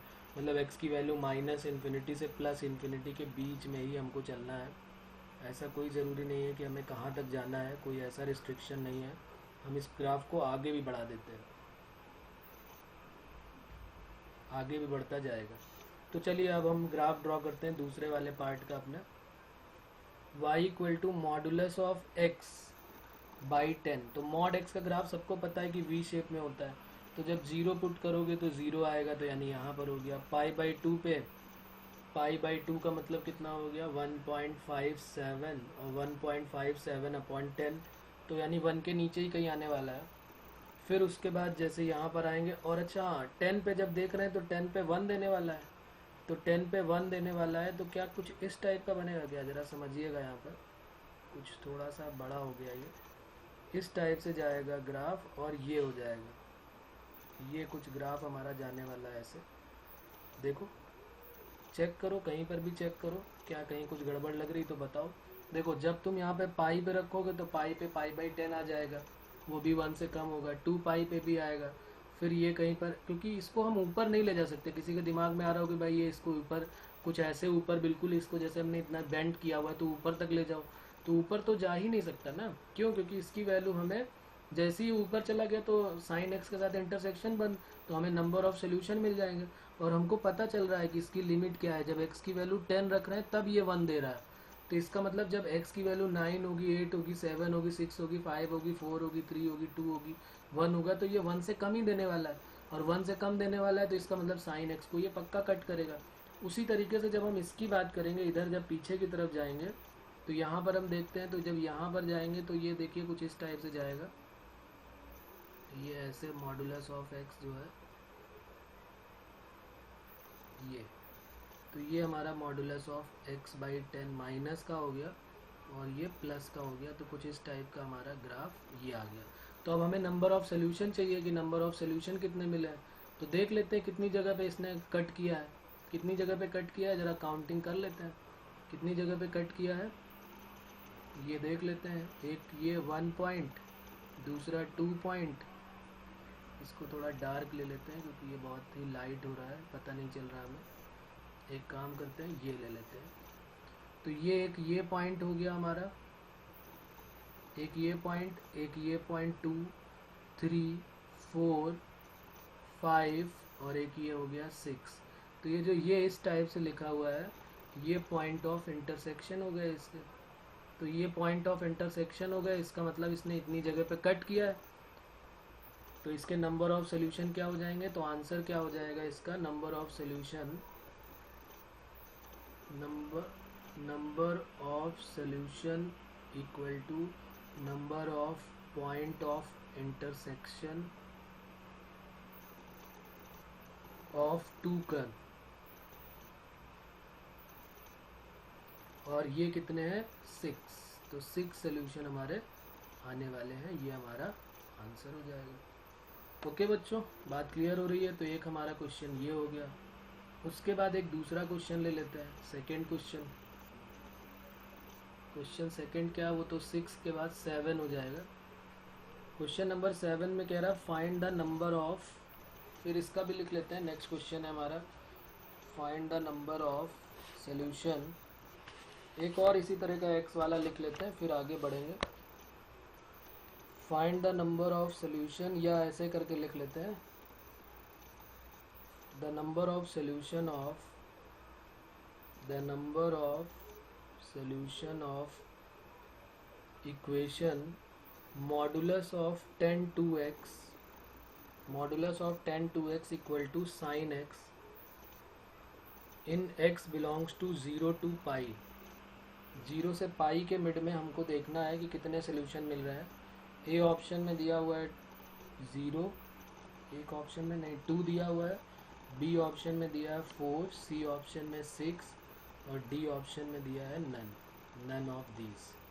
तो अब हमें इसके बारे में थोड़ा आइडिया होना चाहिए कि ये मॉडुलस का ग्राफ कैसे ड्रॉ करते हैं। तो ये वैसे मैं पहले भी बता चुका हूँ, एक बार फिर से मॉड के बारे में बता देते हैं कि मॉड का ग्राफ कैसे ड्रॉ करते हैं। जैसे y equal to mod x है, इसका ग्राफ ड्रॉ करने का मेथड क्या होता है। सबसे पहले हम y इक्वल टू यहाँ से x ड्रॉ करते हैं, तो ये y इक्वल टू एक्स की लाइन हो गई। और y इक्वल टू एक्स के बाद जो बिलो एक्स एक्सिस पार्ट होता है उसको निगलेक्ट कर देते हैं, ये बिलो एक्स एक्सिस पार्ट है, इसको निगलेक्ट कर देते हैं। और below x axis part neglect करने के बाद उसकी मिरर इमेज ले लेते हैं। तो इसकी निगलेक्ट करके इसको लीव नहीं कराएंगे, निगलेक्ट करने के बाद पहले इसकी मिरर इमेज ले लेंगे। तो ये जो नीचे वाला निगलेक्टेड पार्ट है ये कहाँ आ जाएगा, ऊपर की तरफ। यही एक्स एक्सिस को प्लेन मिरर कंसीडर करके, ये एक्स एक्सिस है ना, इसको प्लेन मिरर, ये किसका काम करेगा, प्लेन मिरर का काम करेगा। ये वैसे सारी बातें हो चुकी हैं, सिर्फ एक बार याद दिलाने के लिए है। तो जो मॉडुलस ऑफ एक्स का ग्राफ होता है वो कुछ इस टाइप से बन जाएगा। मॉडुलस ऑफ एक्स, हमारा जो ग्राफ है वो कुछ इस टाइप से ये बनेगा ग्रीन में, और ये तो बात समझ में आ रही होगी कि modulus of x V shape में होता है। तो ये बन गया। उसके बाद जैसे मान लिया y इक्वल टू हमें साइन एक्स से मॉड साइन एक्स बनाना है, तो फिर वही पोर्शन वही काम करना पड़ेगा। एक बार इसको भी समझ लेते हैं और उसके बाद फिर क्वेश्चन में आ जाएंगे। साइन एक्स का ग्राफ हमें आइडिया ही है, साइन एक्स का ग्राफ ऐसे होता है, थोड़ा जल्दी कर लेते हैं। ये साइन एक्स का ग्राफ है, इसका below x axis part neglect कर देते हैं, ये निगलेक्ट कर दिया, बिलो एक्स एक्सिस पार्ट ये निगलेक्ट कर दिया, ये निगलेक्ट कर दिया, ये कट कर दिया। और एक्स एक्सिस को प्लेन मिरर कंसीडर किया था, तो ये एक्स एक्सिस हमारा प्लेन मिरर का काम करेगा। तो प्लेन मिरर है ये एक्स एक्सिस, और जो नीचे वाला पोर्शन है वो कहाँ पर आ जाएगा, ऐसे ऊपर आ जाएगा। ये वाला पोर्शन ऐसे ऊपर आ जाएगा और ये नीचे वाला पोर्शन ऐसे आ जाएगा। तो अगर हम बात करें कि भाई साइन एक्स का जो मॉड साइन एक्स का ग्राफ होता है वो किस टाइप से बनेगा, तो अगर मैं यहाँ बनाना चाहूँ तो मॉड साइन एक्स का ग्राफ जो है वो ऐसे, फिर ऐसे, फिर ऐसे, इस टाइप से मॉड साइन एक्स का ग्राफ बनने वाला है। ये सबको आइडिया है, बात कर चुके हम पहले, लेकिन एक बार थोड़ा सा रिवाइज कर लिया हमने ताकि किसी को कोई प्रॉब्लम ना हो। अब लेकिन हमें तो बनाना है tan 2x का मॉडुलस और हमें बनाना है sin x का मॉडुलस। तो tan 2x का मॉडुलस कैसे बनेगा, तो पहले हमें देखना पड़ेगा कि 2x कहाँ पर दे रहा है। जैसे tan x की बात होती है तो -π/2 से π/2 के बीच में रहता है, तो यहाँ तो tan 2x की बात हो रही है। तो tan 2x कहाँ से कहाँ तक जाएगा उसका ग्राफ ड्रॉ करना पड़ेगा, कहाँ पर वो अनडिफाइंड होगा। और उसके बाद फिर उसको हम sin x का ग्राफ ड्रॉ करेंगे और हमें 0 से π इंटरवल में ही रहना है, तो कोई प्रॉब्लम नहीं है। यहाँ पर फिर लिख लेते हैं, हमारा जो क्वेश्चन था वो क्या था, mod tan 2x equal to sine x, और x बिलोंग्स टू क्या है 0 to π। तो आप ज़रा देखते हैं साइन एक्स का ग्राफ। तो हमें सबको पता है कि 0 से पाई में बहुत ईजी सा है, ये बना हुआ है, 0 से पाई में इतना ही पोर्शन आने वाला है। और tan 2x का मॉडुलस का ग्राफ कैसे बनेगा, तो पहले tan x का ग्राफ हमें बनाना पड़ेगा, उससे tan 2x का आइडिया हो जाएगा। और tan 2x 0 से पाई में ही चाहिए, तो पहले tan x बनाता हूँ, उसी को फिर tan 2x बना दूंगा सीधे। पहले tan x देखते हैं कैसे बनता है 0 से पाई के मिड में। अब सीधे सीधे अपना x एक्सिस y एक्सिस ज़्यादा अच्छा है, ये जो है बहुत परेशान करता है, तो इसको मैंने गायब किया।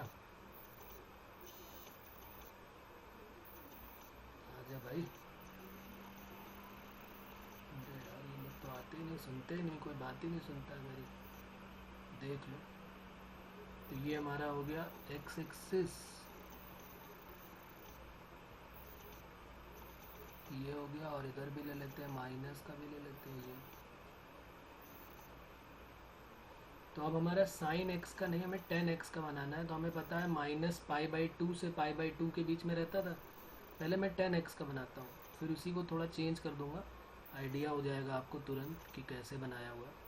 tan x क्या याद दिला देता हूँ कि tan x यहाँ पर ऐसे आता था, ये इसको एजिम्टोट्स बोलते थे। ये सारी बातें हमारी पहले भी हो चुकी है, कोई नई बात नहीं है ये। और 3π/2 तक तो हमें जाना ही नहीं है, तो ये tan x का हो गया, और ये हो गया 3π/2, और ये हो गया पाई। हमें तो पाई तक ही रहना है। तो एक हमारा ग्राफ जो है वो tan x का कैसे बनता था, इसको अगर मैं दूसरे कलर से बनाना चाहूँ तो tan 90 पे अनडिफाइंड हो जाता था ऐसे, और नेगेटिव में तो खैर हमें जाना ही नहीं, चलो बना दिया मैंने।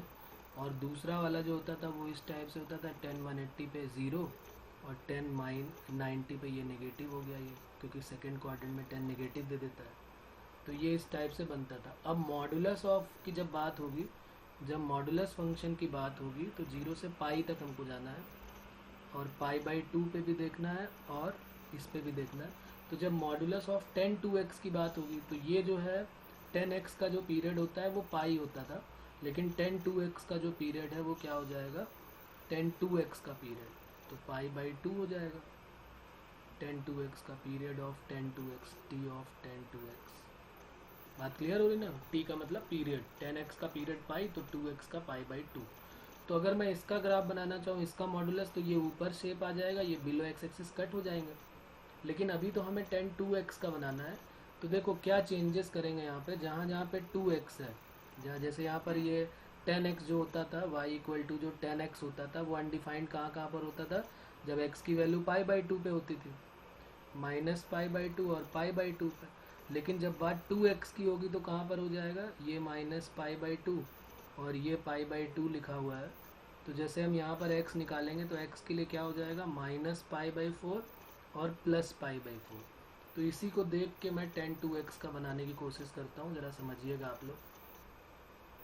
ये हो गया यहाँ पर, और ये हमारा फाइनल बनने वाला है, ये 0 हो गया। जो ये π/2 वाला पोर्शन था, अब यहाँ पर क्या हो जाएगा, π/4।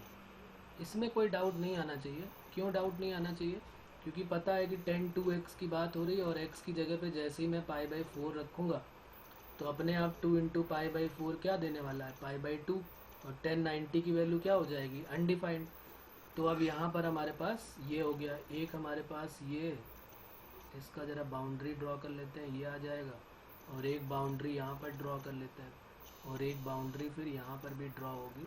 बस वो वैल्यूज़ चेंज हो जाएंगी, एक बाउंड्री यहाँ पर भी ड्रॉ होगी अभी, क्योंकि इसका जो है वो पीरियड चेंज होने वाला है। ये π/4 हो गया, ये यहाँ पर π/2 हो जाएगा, और फिर π/2 के बाद फिर क्या हो जाएगा, 3π/4 हो जाएगा, और यहाँ पर क्या हो जाएगा, 3π/4 के बाद पाई हो जाएगा, यहाँ पर 3π/4 के बाद पाई, और फिर यहाँ पर क्या हो जाएगा, 5π/4। तो अब यहाँ पर क्या करेंगे, ज़रा tan x का ग्राफ ड्रॉ करते हैं, tan x का ग्राफ ड्रॉ करते हैं अभी। तो ये हमारा tan x का ग्राफ हो गया, tan 2x का, ठीक है ठीक है। तो ये हो गया, और उसके बाद दूसरा क्या हो जाएगा, दूसरा यहाँ से ले लेते हैं,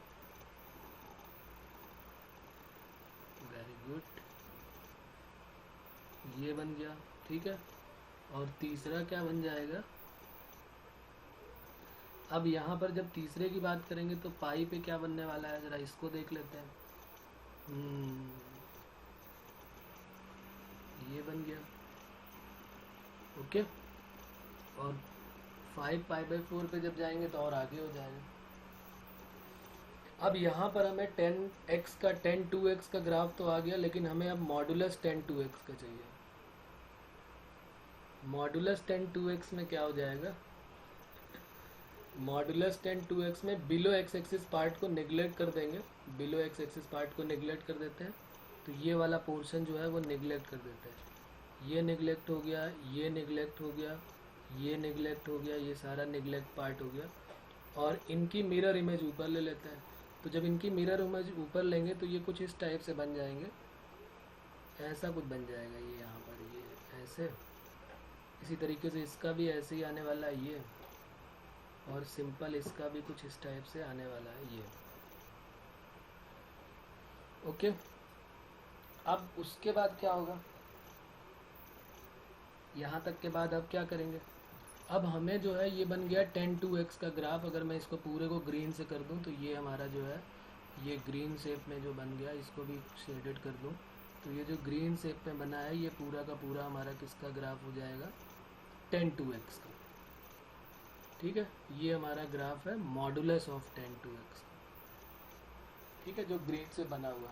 अब इसमें हमें क्या करना है, मॉडुलस ऑफ 10 2x तक तो हम पहुँच गए। ये बात समझ में आ गई होगी कि मैंने यहाँ पर π/4 क्यों लिया है, फिर उसको ब्रेक क्यों किया। सबको 2x के लिए था तो इसको ब्रेक कर दिया।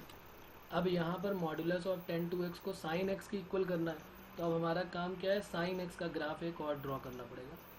और जैसे ही हम साइन x का ग्राफ इसी में ड्रॉ करते हैं, सेम ग्राफ में ही ड्रॉ करेंगे साइन x का भी, तो अब हमें फिर आइडिया हो जाएगा कि हमारा जो नंबर ऑफ इंटरसेक्शन है वो क्या आने वाला है। तो देखिए साइन x को मैं यहीं पे ड्रॉ कर देता हूँ, क्या बनने वाला है साइन x का।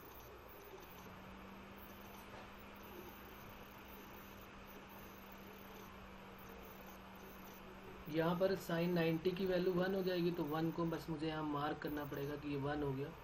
और साइन x का जो ग्राफ है वो कुछ इस टाइप से जाएगा, और 0 से पाई में जो है वो क्या हो जाएगा, साइन 90 पे वैल्यू क्या दे देगा, 1। सही, साइन 90 पे 1 दे देगा, और ये 0 से पाई में ये यहाँ पर आ गया। क्या बात है। तो अब हमें number of point of intersection दिख रहा है, कितने हो गए। एक ये पॉइंट ऑफ इंटरसेक्शन हुआ, इसको अगर मैं ये सेट कर दूं इस टाइप से, तो एक हमारा ये हो जाएगा, एक ये पॉइंट ऑफ इंटरसेक्शन, एक ये पॉइंट ऑफ इंटरसेक्शन, एक ये और एक ये।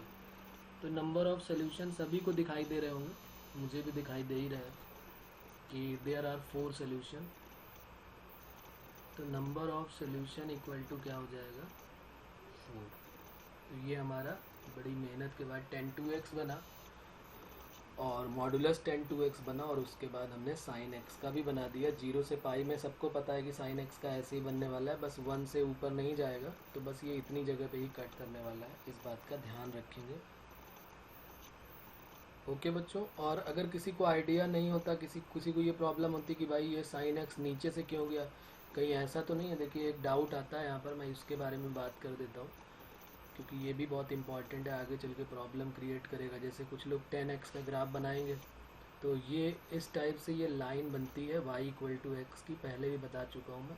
साइन x का जो ग्राफ होता है वो हमेशा इस y = x के नीचे से ही ट्राई करेंगे, और जो 10x का ग्राफ है, जो 10x का ग्राफ है वो कहाँ से जाएगा, यहाँ से जाने वाला है, इधर से ऐसे जाने वाला है। तो ये सिर्फ ओरिजिन पे ही कट करेगा।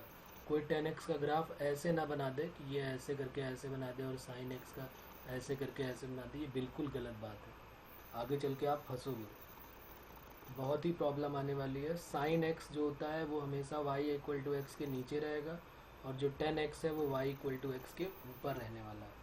तो इसलिए यहाँ पर कोई डाउट नहीं होना चाहिए कि ये दोनों कहीं ऐसा तो नहीं कि दो जगह कट कर लेंगे। कई बार डाउट आता है दिमाग में, तो ये नहीं होना चाहिए, ये नहीं होगा। ऐसा हमको याद रखना है कि ये नहीं होने वाला है। ओके बच्चों, बात क्लियर हो रही है। तो ये हमारा हो गया 7 नंबर 10 2x = sin x। अब मैं यहाँ पर कुछ आपको होमवर्क दे देता हूँ और उनके आंसर भी आपको बता दूंगा। चलिए एक क्वेश्चन और कर लेते हैं, उसके बाद फिर आपको होमवर्क दे देता हूँ एक दो क्वेश्चन का। Question number 8। क्वेश्चन नंबर 8 में क्या कह रहे हैं?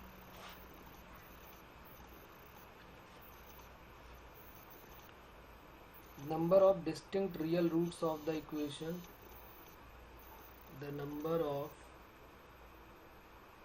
Real roots of the equation x equal to 5π/2 to the power cos x। बहुत ही बेहतरीन क्वेश्चन है, कई सारे कॉन्सेप्ट यहाँ पर रिवाइज होने वाले हैं, इसलिए मैं खास आपके लिए लेके आया हूँ, एकदम खास, ताकि आप जो है इसको देखें और सॉल्व करें। तो अगर आपको कुछ आइडिया होता है तो फिर वही कहानी पॉज करें, फिर देखें, फिर सॉल्व करें, फिर आंसर बताएं और फिर इस वीडियो को आगे देखें। और नहीं आता तो बिल्कुल मेरे साथ कहीं कोई पॉज वॉज करने की ज़रूरत नहीं, सीधे लग जाएं और फिर सीखें। ऐसा नहीं कि सीधे देख के फिर काम ख़त्म, इसको सीखना भी है हमको। और सीखने के बाद हमारे इस टाइप के क्वेश्चन आते हैं तो हमें परेशान नहीं होना है, हमें आंसर अपना बताना है। कुछ लॉग की प्रॉपर्टी लगने वाली है, वो सारी मैं अभी यहाँ बताने वाला हूँ आपको। x इक्वल टू हमारे पास क्या है, अब यहाँ पर x equal to 5π/2 to the power क्या है, cos x है। तो पहले हमें यहाँ पे cos x को नीचे उतारना पड़ेगा, उसके लिए log को बुलाना पड़ेगा। तो आओ भाई, log of 5π/2 to the power cos x। cos x आगे आ जाएगा, cos x into log of 5π/2 और ये हो गया log ऑफ x। तो log x upon log of 5π/2 equal to cos x। एक log की प्रॉपर्टी यहाँ लग जाएगी, log m base n equal to log m divided by log n। बहुत ही अच्छा क्वेश्चन है, एडवांस लेवल का, तो खास आपके लिए है, तो इसलिए थोड़ा दिमाग लगाएं यहाँ पर और समझें। ये 5π/2 था ना, 5π/2, हाँ बिल्कुल सही है। log x base 5π/2 equal to cos x। ये हमारा फाइनल क्वेश्चन, वैसे हमको ऐसे मिलना चाहिए था, लेकिन चलिए उन्होंने ऐसे दिया हुआ था तो हमने यहाँ तक कर लिया। एक log की प्रॉपर्टी यूज़ हो चुकी है। अब हमें ये देखना है कि log x बेस 5π/2 का ग्राफ कैसे ड्रॉ होगा। cos x तो दुनिया में सभी बना लेंगे, प्रॉब्लम ये देने वाला है, और ये भी प्रॉब्लम नहीं देगा। ये भी मैं आपको थोड़ी सी बात बता दूं कि log m बेस m हमको पता है कि 1 होता है इसी प्रॉपर्टी से, और जैसे 3 जो है वो 4 से छोटा है, तो अगर हम बात करेंगे log 3 ले लें तो log 4 से छोटा हो जाएगा। और अगर log 3 बेस 4 ले लें, अगर अपॉन में ले आए तो ये 1 से कम हो जाएगा। तो अगर ये ऊपर वाली वैल्यू बड़ी होती है और नीचे वाली, ऊपर वाली वैल्यू छोटी होती है ये वाली, और नीचे वाली बड़ी होती है सॉरी, तो ये 1 से छोटा होगा। लेकिन अगर इसी की बात अगर ऐसे कर लो कि log 4 बेस 3 कर दे तो ये 1 से बड़ा हो जाए। दो प्रॉपर्टी हमको यहाँ पता चल गई हैं कि अगर ये ऊपर वाली वैल्यू जो log x बेस y है, अगर ये x जो है वो y से बड़ा है तो वैल्यू 1 से जो है वो बड़ी आएगी, और अगर x छोटा है y बड़ा है, x छोटा y बड़ा है, तो y की वैल्यू 1 से कम आने वाली है। तो ये दो प्रॉपर्टी का हमें खास ध्यान रखना है, और ये देखना है कि x इक्वल टू कब ये 1 देने वाला है, क्योंकि cos x की रेंज डिसाइड है। cos x की वैल्यू -1 से 1 के बीच में आने वाली है, और इसमें भी हमको ध्यान रखना है कि चूँकि log आ गया है, तो log आ गया है तो x को हमें पॉजिटिव लेना है। तो -1 से 1 के बीच में तो हमें जाना ही नहीं है, हमें तो 0 से इधर y एक्सिस में ही रहना है, x एक्सिस की पॉजिटिव डायरेक्शन में रहना है। तो चलिए इसको सॉल्व कर देते हैं जल्दी से। cos x का ग्राफ ड्रॉ करेंगे और किसका ग्राफ ड्रॉ करेंगे, तो अच्छा एक चीज़ और हमें दिखाई दे रही है यहाँ पर, सीधे लिख सकता हूँ मैं कि हमें किसका ग्राफ ड्रॉ करना है। y equal to cos x का, draw the graph of y equal to cos x और y equal to log of x base 5π/2। एक बात क्लियर है कि अगर x की वैल्यू 5π/2 अगर हमने यहाँ पुट कर दिया तो फिर y की वैल्यू क्या आने वाली है, 1। यानी कि ये पक्की बात हो गई कि ये 5π/2 1 से तो पास करेगा ही करेगा। 5π/2 1 से मतलब x की वैल्यू 5π/2 पे y की वैल्यू 1 आएगी, पास तो नहीं करेगा, x की वैल्यू 5π/2 पे y की वैल्यू 1 आएगी, पास तो बिल्कुल करेगा, क्यों नहीं करेगा। लेकिन हमें ये देखना था कि 1 से बड़ी कब होगी, क्योंकि हमारे लिए डिसाइडेड है ना 1, cos x की वैल्यू -1 से 1 के मिड में है, तो हमें 1 से ऊपर तो जाना ही नहीं है। तो अगर ये ग्राफ 1 के ऊपर जाएगा, ये पक्की बात है, तो फिर हमें सिर्फ वहीं तक रहना है, उसके आगे हमें नहीं जाना है, इस बात का ध्यान रखना है। तो हमने क्या किया, पहले x एक्सिस ड्रॉ किया और फिर y एक्सिस ड्रॉ करता है। ये हमारा हो गया y एक्सिस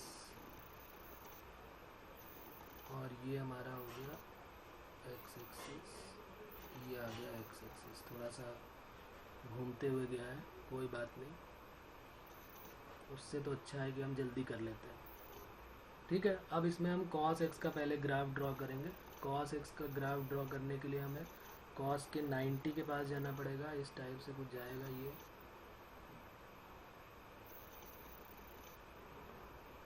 ओके, ये यहाँ पर ऐसे जाने वाला है, ऐसे कुछ ये रुकेगा नहीं कहीं, और 0 से लेके हम यहाँ पर ये हो जाता है π/2, ये 3π/2, ये 5/2, ये 5π/2 और ये हो जाएगा π/2। यहाँ पर आ जाएगा पाई, यहाँ पर आ जाएगा 2π, यहाँ पर 3π। तो ये हो गया। अब उसके बाद जरा y = log x का बनाना है। तो log x के बारे में आपको बता दूं, सिंपल log x का जो ग्राफ होता है वो इस टाइप से होता है, y = log x का, ये जो मैंने ऊपर बना दिया है यहाँ पे। और x की वैल्यू जब 1 ले लेते हैं तो y की वैल्यू 0 हो जाती है। वैसे ही यहाँ पर भी हमें जाना है। अब log x के बारे में बात करते हैं, जबकि बेस क्या है, x बेस 5π/2। एक बात तो कंडीशन क्लियर है कि 1 के ऊपर जाने का कोई फ़ायदा नहीं होगा, क्योंकि ये जो है ये 1 हो गया, इसके ऊपर अगर कोई जाता है तो बेकार है, फिर उसके ऊपर जाने का कोई फ़ायदा ही नहीं है, क्योंकि वो तो कभी टच करेगा ही नहीं, ना कट करेगा, तो फिर वो तो इन्फिनिटी तक जाएगा। x की वैल्यू बढ़ाते जाएंगे, y की वैल्यू पॉजिटिव आती रहेगी और बढ़ता जाएगा 5π/2 के बाद से, और ऊपर जाएगा और ऊपर जाएगा। तो फिर अब हम देखते हैं x की वैल्यू जब हम 0 रख नहीं सकते, क्योंकि 0 रखेंगे तो अनडिफाइंड हो जाएगा। तो जैसा कि अभी मैंने ऊपर दिखाया कि वो माइनस के इन्फिनिटी से जाता है, तो उसी टाइप से मैं यहाँ पर भी बनाता हूँ। पहले हमारी जो ग्राफ है वो कुछ इस टाइप से जाएगा। अच्छा, ये कट कब करेगा, यहाँ पर कब आएगा, तो जैसे ही मैंने x की वैल्यू यहाँ 1 रख दी, log में यहाँ पर ध्यान से देखिएगा, जैसे ही मैंने यहाँ x की वैल्यू 1 रख दी तो log 1 आ जाएगा बेस 5π/2। तो log ऑफ 1 जो है वो 0 होता है, एक ये सबको पता होना चाहिए कि log 1 0 होता है, तो 1.57 के पन आएगा। तो ग्राफ कुछ इस टाइप से चला और यहाँ पर आया। अब यहाँ के बाद वो बेंड करेगा, कहाँ पर जाएगा, किस टाइप से कट करेगा, ये हमें थोड़ा सोचना पड़ेगा। तो ये यहाँ से चलते चलते इस टाइप से गया और ये जो है यहाँ पर कट करेगा ऐसे। और देखो क्यों, इसके बाद हम क्यों नहीं, क्योंकि 5π/2 पे वैल्यू 1 दे देगा, ये 5π/2 पे वैल्यू 1 देने वाला है। तो ऐसा तो है नहीं कि ये बिल्कुल इसको टच करता हुआ चला जाए, जब 5π/2 पे जाएगा तब ये 1 से जा रहा है, ऐसे करके इस टाइप से जा रहा है, ये कुछ ऐसे ग्राफ जा रहा है यहाँ से ये। तो इसका मतलब ये इसने कितने जगह पे एक्स एक्सिस को कट किया है, मतलब इस दोनों ग्राफ को एक कितनी जगह पे इनका पॉइंट ऑफ इंटरसेक्शन मिला है। तो एक पॉइंट ऑफ इंटरसेक्शन हमको देखिए यहाँ पर मिला हुआ है, एक ये मिल गया हमको पॉइंट ऑफ इंटरसेक्शन, ये हो गया, ठीक है ना। इसको ज़रा दूसरे शेप से बना देता हूँ। ये हमारा हो गया एक पॉइंट ऑफ इंटरसेक्शन, एक तो ये बन गया, एक पॉइंट ऑफ इंटरसेक्शन ये हो गया, एक ये हो गया।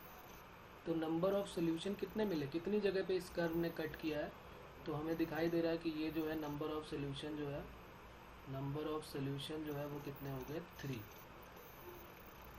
ठीक है ना। ये बात अगर यहाँ पर हजम नहीं हो रही तो आप कोई भी वैल्यू यहाँ पर ले लीजिए, ये यहाँ पर कट करेगा और एक यहाँ पर कट करेगा, क्योंकि ये ऊपर से अगर निकल जाएगा तो इसका मतलब ये 1 के ऊपर से जा रहा है, और जबकि साफ साफ बताया गया कि जब तक 5π/2 होगा तब ये 1 होगा। तो ये बेंड करता हुआ, क्योंकि log x का जो ग्राफ होता है वो इस टाइप से चलते चलते ऐसे जाता है, तो जो जा रहा, तो ये यहाँ पर जो है वो 2 जगह पे उसने कट किया इस टाइप से। तो ये यहाँ पे 2 पॉइंट ऑफ इंटरसेक्शन इसके मिल गए हैं। तो उम्मीद है आपको ये सारी चीज़ें, कहानियाँ समझ में आ गई होंगी। 1-2 क्वेश्चन मैं आपको लिख देता हूँ और वो आपका होमवर्क हो जाएगा, उसको आप ट्राई करेंगे, और नहीं आएगा तो फिर पूछेंगे। लिख लेते हैं 1-2 क्वेश्चन जो हम लोगों ने नहीं किए हैं होमवर्क में। First, find number equation modulus of sin x equal to modulus of cos 3x in x belongs to -2 pi to 2 pi. -2 pi से 2 पाई के मिड में बताना है। ये है 32 जेई के प्रीवियस ईयर के क्वेश्चन हैं ये। तो अब हमको आइडिया हो जाएगा कि हमें समझ में आया है कि नहीं आया है, और नहीं भी आया है तो फिर से आप एक बार मुझसे पूछ सकते हैं, ऐसी कोई प्रॉब्लम नहीं है। आंसर भी मैं यहाँ पे सबका देता जा रहा हूँ। इसका आंसर जो है वो सी ऑप्शन होगा। इस बात का ध्यान रखेंगे कि इसका सी ऑप्शन आएगा। उसके बाद दूसरा क्वेश्चन एक और लिख लेते हैं इसका। क्वेश्चन नंबर 2,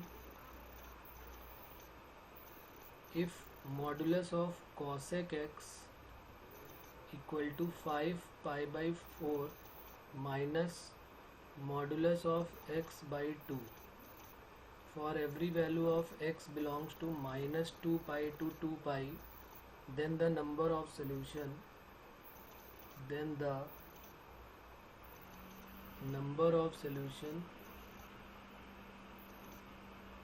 are ABCD लिख लेते हैं 8, 6, C जो है वो 4 और D जो है वो 2।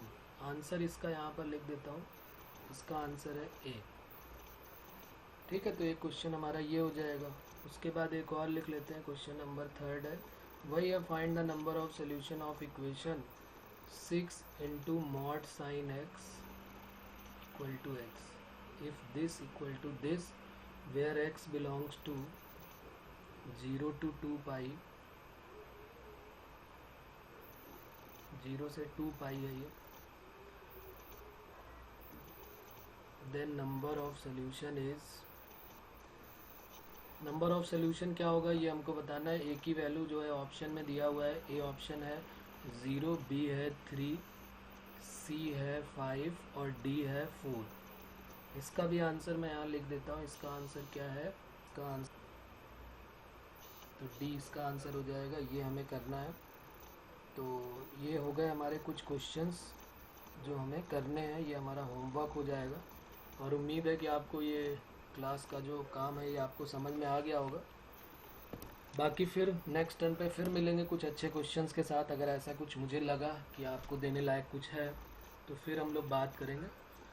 बाकी मिलते हैं फिर अगले टर्न पे। ओके, चलिए, okay, bye bye, best of luck.